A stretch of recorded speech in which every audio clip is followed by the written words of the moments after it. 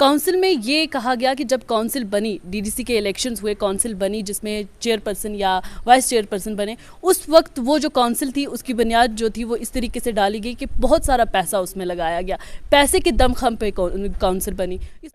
Challenge से कहता हूँ कि जब मैंने ओथ ली, मेंढर में एक स्टेडियम नहीं था है, मैंने यूथ को, अपने बच्चों को तकरीबन 11 स्टेडियम जो हैं कंप्लीट करके हैंडओवर कर दिए। पहले बेटे से मुकाबला किया, अब आपके मद्दे मुकाबल जावेद राना खुद हैं, तो आप क्या समझते हैं कि इसमें जो लोग हैं वो किस तरीके से आपकी हिमायत करेंगे? उनका ख़ानदानी एक असर रसूख है ना। पिछले दिनों एक वीडियो वायरल हो रही थी, कह रहे थे जनाब के रोना पड़ गया जी, मेरा भाई भी मर गया जी, तो मेरा फलाना भी मर गया। मैं कहता हूँ कि शर्म होनी चाहिए, शर्म होनी चाहिए।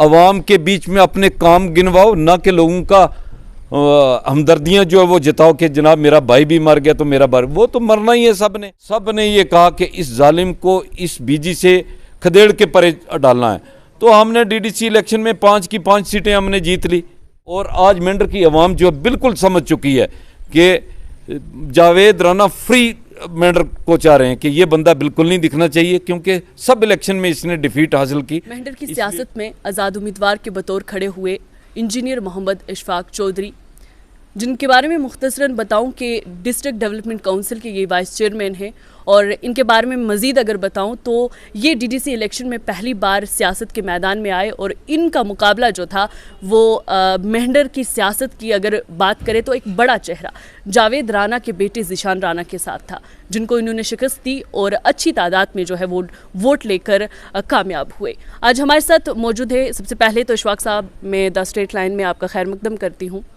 इशफाक साहब, मैं जानना चाहूँगी कि आपने ऐलान किया, नॉमिनेशन फॉर्म भरा और ऐलान किया कि मैं अकेला जो है वो फॉर्म भरने के लिए जाऊँगा। क्या वजूहात हैं? क्या आपको इस चीज़ का ख़तरा था कि जिस तरीके की भीड़ हमने देखी है, बाकी जो उम्मीदवार हैं, कैंडिडेट्स हैं, उनके साथ जो भीड़ या जुलूस हमने जो रैली देखी हैं, उससे ख़तरा था, या कोई और वजह थी जिसकी वजह से आप नॉमिनेशन में अकेले गए हैं? साइमा जी, आपका तो बहुत शुक्रिया। मैं आपका शुक्रिया इसलिए कर रहा हूँ कि असल में मेरे बीच में और लोगों के बीच में आपने ब्रिज का काम किया, मेरी आवाज़ को लोगों तक पहुँचाया। शुक्रिया अदा करता हूँ मैं आपका। जैसे कि आपने मुझे सवाल किया कि आपने आज नॉमिनेशन पेपर जो है वो भरे हैं, तो अकेला ही मैंने प्रेफर क्यों किया जाना। मैं एक तो सबसे पहले असल में आवाम की मशगूलियत जो है वो उसको मद्देनज़र रखते हुए, और हमारी टीम जो है, हमारे वर्कर्स जो हैं, उन्होंने ये डिसाइड किया कि 10 से और 12 के बीच में हम एक तारीख़ी रैली जो है मेंढर में करने जा रहे हैं। तो मैंने ये गवारा नहीं समझा कि मैं आज 5,000 बंदे को बुलाऊं, 8,000 10,000 बंदे को बुलाऊं और फिर 3-4 दिन बाद दोबारा बुलाऊं। ये मैंने मुनासिब नहीं समझा। इसलिए मैंने वर्कर्स को भी कहा कि आप ऑफिस में बैठो या अपने घरों में बैठो, लेकिन मैं आज अकेले ही गया। मैंने अल्लाह के नाम से शुरू किया। दुआ मजलिस जो है ऑर्गेनाइज हुई, और उसमें अल्लाह का नाम लेके हमने अकेले ही जाके फॉर्म जो है उसको प्रेफर किया हमने भरना। और सादगी अल्लाह को भी पसंद है, तो मैं वैसे भी बड़ा सादा तबीयत आदमी हूँ, तो इसीलिए मैंने ये प्रेफर किया। तो क्या आप ये नहीं चाहते थे कि जिस तरीके से लोगों का जमावड़ा दूसरे कैंडिडेट्स के साथ है, डोल नगाड़े बजा रहे हैं, स्पीकर्स लगे हुए हैं, तो आपको नहीं लगा कि मुझे भी इस तरीके की शौकियाँ करनी चाहिए? मैं असल में इन चीज़ों का कायल नहीं हूँ, और मैं ये ट्रेडिशनल सियासत जो है ये नहीं करता हूँ। मैंने जब भी काम कोई किया तो इनोवेटिव काम किया है।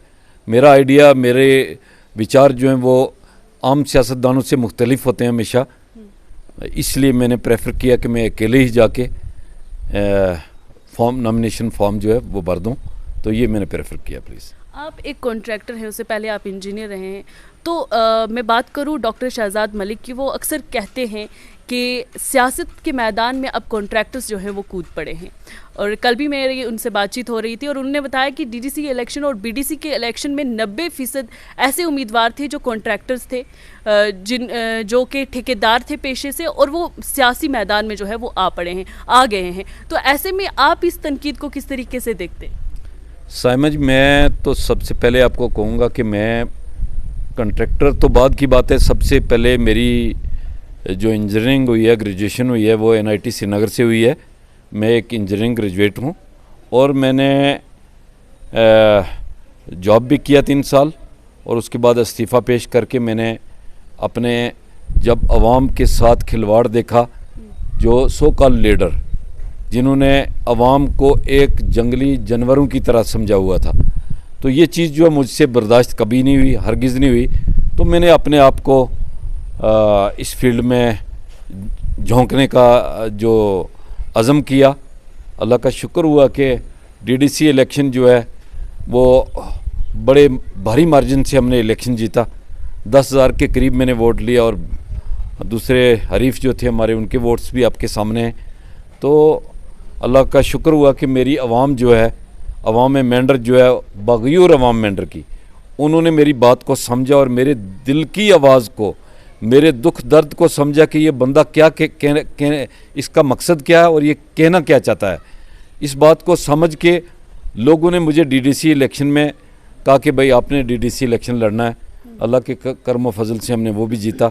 अब जब 3 साल का टेन्योर, मेरे तमाम जो भी प्रोजेक्ट्स हैं, मैं अल्लाह का शुक्र अदा करता हूँ कि जम्मू कश्मीर की काउंसिल, DDC काउंसिल जो है, उसमें मैं अपने मुँह से नहीं कहूँगा और मुझे गालिब गुमान है कि इंशाल्लाह मुझे लगता है, जैसे आम बात भी है कि जम्मू कश्मीर में शायद ही इतना काम किसी ने किया हो। 3 साल की मुद्दत जब लोगों के सामने आई तो लोगों ने मुझे असेंबली इलेक्शन के लिए कहा कि भाई ये इलेक्शन जो है ये भी नहीं छोड़ना है, आपने ये कंटेस्ट करना ही करना है। तो लोगों ने जब प्रेशराइज़ किया मुझे, तो मैंने बिल्कुल लबैक किया और मैं चाहता था कि इन जालिमों और बदमाशों के हाथ में निज़ाम जो है वो निहत्ता एवाम, बिल्कुल मस्कीन लोग जो हैं, इनकी बागडोर में किसी जालिम के हाथ में नहीं देना चाह रहा था। मैंने अल्लाह के फजल व करम से 3 साल की मुद्दत में ईमानदारी से, मैंने बहुत ईमानदारी से काम किया, जो पूरी एडमिनिस्ट्रेशन जानती है और पूरी UT के लोग भी जानते हैं और ख़ासकर मेरे मेंढरवासी जानते हैं। मैं दावे से और फ़ख्र से कहूँगा कि मैंने 3 साल में अगर चैलेंज देता हूँ सॉरी, कि कोई बंदा मुझे ये कह सके कि 1 रुपये की करप्शन का मैं हामी रहा, कुछ नहीं किया। बिल्कुल अल्हम्दुलिल्लाह मेंढर की डेवलपमेंट में दावे से कहूँ, इस प्लेटफॉर्म से और हल्ला बोल वाले जो हैं, डॉक्टर जमोरद मोर जो चैनल चला रहे हैं, उन्होंने एक दिन ओपन डिबेट के लिए कहा कि कोई बंदा ओपन डिबेट करना चाह रहा है, मेंढर का डेवलपमेंट के ऊपर करना चाह रहा है। मुझे लगता है कि उसके पोर्टल पर 15 दिन वो मैसेज पड़ा रहा और लोगों ने देखा, लेकिन किसी ने ये चैलेंज जो एक्सेप्ट नहीं किया। लेकिन मैं एक वाहिद बंदा था कि मैंने उस चैलेंज को एक्सेप्ट किया कि मैं 3 साल की मुद्दत और 30 साल की मुद्दत को कंपेयर करने के लिए तैयार हूँ और मैं अपना जो भी कारनामे हैं, 3-3.5 साल की मुद्दत है, मैं आवाम के बीच में रखना चाहता हूँ। लेकिन मेरे इस चैलेंज को किसी ने कबूल नहीं किया, लिहाजा मैं आवाम को आश्वासन दिलाता हूँ कि मेरी आवाम मेंढर की, बागयूर आवाम, ज़ात पात, रंग, नस्ल, हर चीज़ से हट के, मज़हब व मिल्लत से हट के अगर मुझे इस बार मौका देगी, मैं आवाम से वादा करता हूँ कि मैं इस मेंढर की छवि को ऐसा बेहतरीन पेश करूँगा कि इंशाल्लाह मेरे मेंढरवासी फ़ख्र से कहेंगे कि मैं मेंढर रहने वाला हूँ। तो जैसे कि मेरे DDC इलेक्शन में आपने देखा कि वहाँ भी जनाब एक यहाँ शेयर मार्केट जो आज बड़ी ही सुर्खियों में गूंज रही है।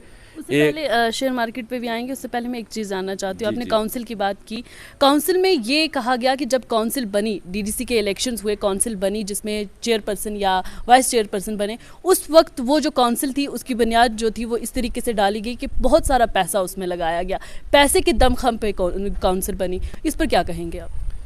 मैम, ये इस बात से मैं इत्फाक नहीं करता हूँ। सबसे पहले तो शाहनवाज साहब में हमारे DDC मेंबर हैं और बड़े लाइक फाइक बंदे हैं, अच्छे बंदे हैं वो। उन्होंने कहा कि मैं वाइस चेयरमैन जो है, चेयरपर्सन के लिए तो रिज़र्व थी फीमेल के लिए, तो वाइस चेयरपर्सन के लिए शाहनवाज साहब को हमने आगे किया और शाहनवाज साहब ने 2-3 दिन कैंपेन भी की और उसके बाद उन्होंने खुद मुझे कहा कि आप इस चीज़ में आप आ जाएं, आप जो है इसको बेहतरीन तरीके से ये इलेक्शन लड़ लोगे और आप ये इसमें आप खुद ही जाएँ। उसके बाद मैं और शाहनवाज साहब जो हैं हम दोनों सोहेल मलिक साहब के पास गए।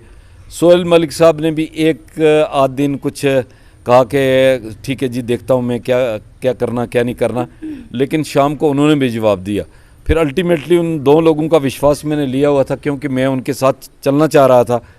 तो हाईली क्वालिफाइड बंदे हैं, बड़े वेल डिसिप्लिन्ड वेल मैनर्ड आदमी हैं, तो उन्होंने मुझे आगे किया। फिर मेरे भाई क़य्यूम खान साहब हैं, उनकी अहलिया, उन्होंने आगे किया।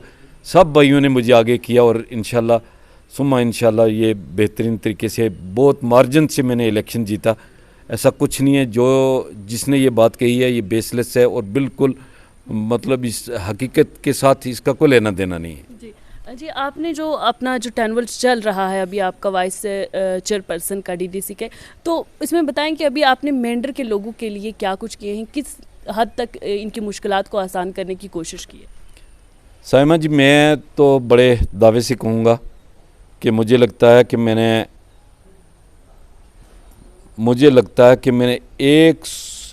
100 रोड के करीब डिफरेंट हेड से, वो स्टेट सेक्टर हो, वो डिस्ट्रिक्ट प्लान हो, वो नबार्ड हो, वो चाहे रूरल कनेक्टिविटी हो, सीडी पंचायत हो, डिफरेंट सेक्टर से मैंने 100 रोड से ऊपर जो है मैंने बनवाई। जो सड़कें मौके पे एग्जिस्ट कर रही हैं और उन पे गाड़ियाँ चल रही हैं। अल्लाह के फजलो करम से हमने ब्रिजेज़ के प्रोजेक्ट्स जो हैं, इस साल हमने 4 ब्रिज जो मेरे नबार्ड में आ रहे हैं। मैं दावे से कहूँगा कि मेरी सलवा पठाना तीर वाली रोड जो है, इसमें 18-20 करोड़ रुपया मैंने सेंक्शन करवाया, जिसका काम जो है डबल शिफ्ट में चल रहा है, वार फुटिंग पे चल रहा है काम तो मुझे पूरा दिन चाहिए कि मैंने 3 साल की मुद्दत में कितने काम किए। मैं कह रहा हूँ जेजेएम में जब मैंने ओथ लिया तो पूरे डिस्ट्रिक्ट की सीलिंग जो है वो 150 करोड़ थी, लेकिन अल्लाह के फजलो करम से कि पहली मीटिंग में मेरी कौंसल ने, मेरे भाइयों ने मेरा साथ दिया। तो उस वक्त हमने क्या किया कि हमारे चीफ सेक्रेटरी जो थे अरुण कुमार मेहता जी, उनसे हम मिले और हमारी रिवीजन जो है जेजेएम की, उसके लिए हमने चीफ सेक्रेटरी साहब ने हमें परमिट किया कि आप क्या करें, इनके रिवीजन कराएं। और आज अल्लाह का करम है कि मुझे लगता है कि मेंढर में तकरीबन टचिंग 500 करोड़ जो है वो सेंक्शन हुआ। आज बेहतरीन तरीके से काम चल रहा है और ख़ासकर बेसिक ब्लॉक जहाँ से मैं डीडीसी बना, मुझे अल्लाह का करम और शुक्र है कि मैं दावे से ये कहूँगा कि 90% मेरे प्रोजेक्ट्स जो हैं जेजेएम के वो भी कंप्लीट हो चुके हैं। नबार्ड की सड़कें जो वो नियर कंप्लीशन है ऑलमोस्ट, जिन पे गाड़ियाँ चल रही हैं, ब्रिजेज़ के मसले हैं वो भी चल रहे हैं। ख़ासकर स्पोर्ट्स कौंसिल जो है वो मुझे लगता है 78-79-80 साल से जो है वो काम कर रहा है। लेकिन मैं चैलेंज से कहता हूँ कि जब मैंने ओथ ली, मेंढर में एक स्टेडियम नहीं था है। मैंने यूथ को, अपने बच्चों को तकरीबन 11 स्टेडियम जो हैं कंप्लीट करके हैंड ओवर कर दिए बच्चों को, जिसकी वीडियो जो है इन दिनों हम वायरल करने जा रहे हैं कि तारीखी स्टेडियम, बल्कि मैं कहता हूं कि 1-2 स्टेडियम ऐसे हैं हमारे के इंटरनेशनल बाउंड्री के स्टेडियम बने हैं। और काम तो बहुत काफ़ी ज़्यादा किए हैं जो गिनवाने के नहीं, इतने लायक नहीं है। 1000 से ज़्यादा मैंने पेंशन जो है गरीबों, मस्कीनों और निहत्ता लोग जो हैं बिल्कुल उनसे, मैंने रेड क्रॉस से, मैंने SDRF से ऐसे फंडिंग जो गरीबों को दिलवाई कि मैं अब उनका इज़हार करना ज़्यादा मुनासिब नहीं समझता हूँ। गरीब और हर बंदे के दुख और दर्द में बिल्कुल मैं खड़ा रहा और 24 घंटे अवाम के बीच में मैं दावे से साइमा जी ये कहूँगा कि 18 घंटे मैं अवाम के बीच में रहा और 18 घंटे 24 घंटे में से 18 घंटे मैंने अवाम की खिदमत की। और अवाम ने आज मुझे एक मुकाम आया कि अवाम ने मुझे इस इलेक्शन के लिए बिल्कुल फोर्स किया कि बिल्कुल ये इलेक्शन जो आपने कंटेस्ट करना है, इसलिए मैंने इलेक्शन। साहब, आपका मुकाबला डीडीसी इलेक्शन के दौरान एक सियासी चेहरे के जिस तरीके से मैंने पहले भी कहा कि एक मेंढर के एक सियासी ख़ानदान से आते हुए एक शख्स के बेटे से हुआ, तो अब आपने डायरेक्ट फ़ैसला ले लिया कि पहले बेटे से मुकाबला किया, अब आपके मद्दे मुकाबल जावेद राना खुद हैं। तो आप क्या समझते हैं कि इसमें जो लोग हैं वो किस तरीके से आपकी हिमायत करेंगे, उनका ख़ानदानी एक असर रसूख है। ऐसे में इंडिपेंडेंट कैंडिडेट के तौर पर आप किस तरीके से अपने आप को समझते हैं या कितना मजबूत अपने आप को समझते हैं? साइमन जी, मैं ये बड़े दावे से कहूँगा कि 70% मेंढर की आवाम जो है वो मेरे साथ है। इक्का दुक्का जो है, जो मेरी बात को, मेरे विचार से सहमत नहीं रखते हैं, तो वो भी हैं बहुत सारे, लेकिन मेजॉरिटी पब्लिक जो है, मेजॉरिटी मेंढर की पब्लिक जो है मेरे साथ है। और आपने जैसे कहा कि जावेद राना के बेटे के साथ इलेक्शन, मुझे लगता है कि मेरे डीडीसी इलेक्शन में जनाब अल्लाह मगफिरत करे मसूद चौधरी साहब के, उनकी भी मरते मरते उनका जनाजा जो है वो भी मेंढर में आके रखा लोगों को। जनाब पिछले दिनों एक वीडियो वायरल हो रही थी, कह रहे थे जनाब के रोना पड़ गया जी, मेरा भाई भी मर गया जी, तो मेरा फलाना भी मर गया। मैं कहता हूँ कि शर्म होनी चाहिए, शर्म होनी चाहिए। अवाम के बीच में अपने काम गिनवाओ, ना कि लोगों का हमदर्दियाँ जो है वो जताओ कि जनाब मेरा भाई भी मर गया तो मेरा भाई, वो तो मरना ही है सब ने, जिसने जैसा किया, जैसा काटेगा वैसा उसको फल मिलेगा। तो ऐसा रोने धोने से कुछ नहीं बनने वाला है। अवाम जो है बहुत अवेयर है, और अवाम के बीच में अपनी डेवलपमेंट जो है 30 साल की वो रखो। इस मेंढर की अवाम के साथ मैं, साइमा जी आप मेरी बेटी की मानिंद है, मैं कहता हूँ कि वो जुल्म हुआ कि मुझे बिल्कुल नहीं रहा जा सका जब देखा कि मैं शऊर रखता हूँ। और अल्लाह के नबी ने फरमाया ना कि जब तुम बुराई देखो तो अपने हाथ से मिटाओ उसको, अगर अफजल ईमान है आपका। तो दूसरा ईमान का दर्जा है कि उसको अपनी ज़ुबान से मिटाओ। अगर वैसा भी आपका ईमान इतने लेवल का नहीं है तो उसको दिल से बुरा जानो। लेकिन मैं इतनी हिम्मत रखता था, मैं जुर्रत रखता था, और मेरा कारवां जो है, मेरे साथी जो हैं, बड़े बागीर साथी हैं हमारे, सब ने ये कहा कि इस जालिम को इस बीजी से खदेड़ के परे डालना है। तो हमने डीडीसी इलेक्शन में 5 की 5 सीटें हमने जीत ली। मैंने तो अपनी जीती, लेकिन और हमारे साथी जो हैं सब ने हमने जीती, लेकिन इसका नामो निशान नहीं रहा वहाँ, इसका नामो निशान नहीं रहा। लोगों ने बिल्कुल स्टेट वे रिजेक्ट किया है इसको। और आज मेंढर की आवाम जो बिल्कुल समझ चुकी है कि जावेद राना फ्री मेंढर को चाह रहे हैं कि ये बंदा बिल्कुल नहीं दिखना चाहिए, क्योंकि सब इलेक्शन में इसने डिफीट हासिल की। इसलिए लोग हमें प्रेफर कर रहे हैं, हमारी कौंसल को प्रेफर कर रहे हैं। कौंसल भी हमें उम्मीद है कि इंशाल्लाह मेरे साथ चल रही है। तो ये मसाइल जो है आपके सामने रखे। अशफाक साहब, हम देखते हैं पुंछ राजौरी में एक बड़ा मसला जो हम देखें वो ज़ात बरादरी को लेकर लोग वोट करते हैं। क्या मैं आपसे ये जानना चाहूँगी, आपका क्या ओपिनियन है कि ज़ात बरादरी में हर बार बांट देना और फिर वोट हासिल करना, क्या ये हर बार ज़रूरी है? साइमा जी, मैं तो बड़े वाज़िया लफ्ज़ों में ये कहूँगा कि डूबते को तिनके का सहारा। जब बंदा डूबता है ना तो उस वक्त कहता है कि गुज्जर खतरे में आ गया, जब डूबता तो कहता है जो हो पहाड़ी मर गया जनाब, ये हो गया वो हो गया। मैं ये कहता हूँ कि जिसको काम करना आता है उसके सामने गुज्जर, पहाड़ी, हिंदू, मुस्लिम, सिख, ईसाई कोई नहीं, इंसानियत तमाम बराबर है। और ये सब अलखल्क़ु या अल्लाह, मखलूक जो अल्लाह का कुंबा है, और कुंबे के साथ एक बाप को अपने परिवार के तमाम बच्चे बराबर होते हैं। तो मैं तो कहता हूँ कि मेरे सामने तो ये चीज़ मानी नहीं रखती, और ना मेरे माँ बाप ने इस चीज़ की मेरी तरबीत की है कि मैं गुज्जर पहाड़ी को एक उम्मत मुस्लिमा को बांटूं। मैं कभी, मेरे ज़िंदगी में ये चैप्टर आया ही नहीं है। इसीलिए मैं बड़े ही आजिज़ाना और मोदबाना लफ्ज़ों से ये कहता हूँ कि मैं अपनी पहाड़ी बरादरी का बहुत शुक्रगुजार हूँ कि उन लोगों ने मुझे डीडीसी, देखो गुज्जर तो मेरे अपने थे, गुज्जर ने 60% तो मुझे दिए वोट, लेकिन पहाड़ी लोगों ने 70% मुझे वोट दिए, क्योंकि मेरी विचारधारा जो है, मेरा जो सोच, मेरी थिंकिंग जो है वो लोगों में नक्श कर चुकी थी। लोग समझ चुके थे कि ये बंदा जो है सेकुलर आदमी है और इसको हमें वोट सपोर्ट करनी चाहिए। इसीलिए मुझे असेंबली इलेक्शन में भी लोगों ने आगे किया। जी, अब आखिरी बात मैं आपसे जानना चाहूँगी कि आप बतौर आज़ाद उम्मीदवार मेंढर से लड़ रहे हैं और आपके मुकाबले में बहुत आपके जो मुखालिफिन हैं मजबूत भी हैं, तो इस वक्त आपका मंशूर क्या है मेंढर की कॉन्स्टिट्यूंसी को लेकर? क्या ख़ास, क्या नई चेंज आप लाना चाहेंगे? साइमा जी, देखो मैं उस ऊपर वाले का शुक्र अदा करता हूँ कि मेरी दहलीज पे कोई पार्टी ऐसी नहीं है जो नहीं आई है। मुझे मैंडेट देने के लिए मेरा पीछा किया गया, लेकिन मैंने हर एक को स्टेट वे कहा कि मैं इंडिपेंडेंट इलेक्शन लड़ूंगा। मैं पार्टियों और इस कैद में मैं पाबंद नहीं रहना चाहता। और जनरल पब्लिक ने भी मुझे यही सजेशन दी कि आप इंडिपेंडेंट आप कंटेस्ट करें इलेक्शन, और इंशाल्लाह मैं इलेक्शन जीतूंगा। अल्लाह के फजल करम से हम इलेक्शन जीतेंगे। और क्या आपने मंशूर हमारा जो है, मुझे लगता है कि आज शाम को हम पब्लिश करने जा रहे हैं। उसमें तो बहुत लोगों को काफ़ी हमारा विज़न जो है उसकी समझ आ जाएगी कि इनका विज़न क्या है।